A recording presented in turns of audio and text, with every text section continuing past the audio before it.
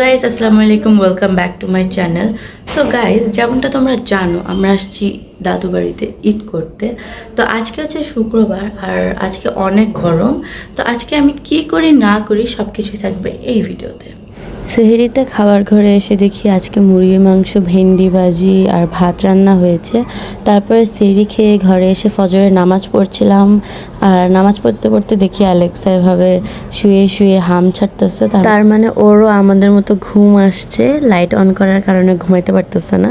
তারপর নামাজ শেষে আমি আর অ্যালেক্সা আমার খাটে শুয়ে ঘুমায় গেলাম। সকালে ঘুম থেকে উঠে ঘর গুছাচ্ছিলাম। এখানে আমি প্লেট বাটি এসব সুন্দর করে টেবিলে সাজিয়ে রাখতেছিলাম যাতে দেখতে সুন্দর লাগে।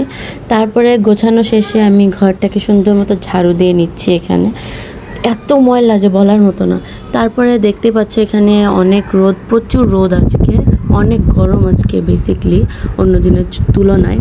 কিন্তু চারপাশের গাছপালায় রোদের আলোতে এত সুন্দর চকচক করতেছিল যে বলার মতো না। এই যে সামনে যে পুকুরটা দেখতেছো, এটা হচ্ছে আমাদের পুকুর। তো তারপরে আমি দেখি বাবা এখানে ঝাড়ু দিছে, ঝাড়ু দেওয়ার পরে এই পাতাগুলোকে এখানে পুড়াচ্ছে। আর এমনভাবে ধোয়া উঠতেছে যেমন হচ্ছে সত্যি কোথাও আগুন লেগে গেছে। তারপরে আমি জগে পানি নিয়ে নিচ্ছিলাম, যেহেতু ইফতারের সময় শরবতগুলোও লাগবে।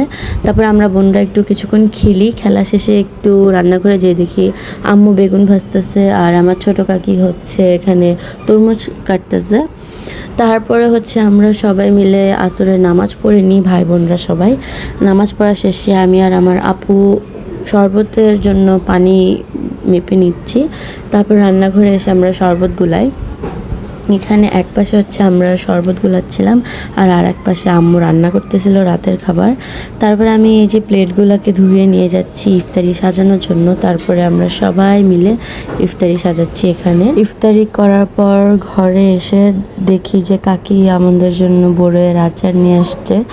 তারপরে আমরা আচার খেয়ে নামাজ পড়ে নিয়েছি।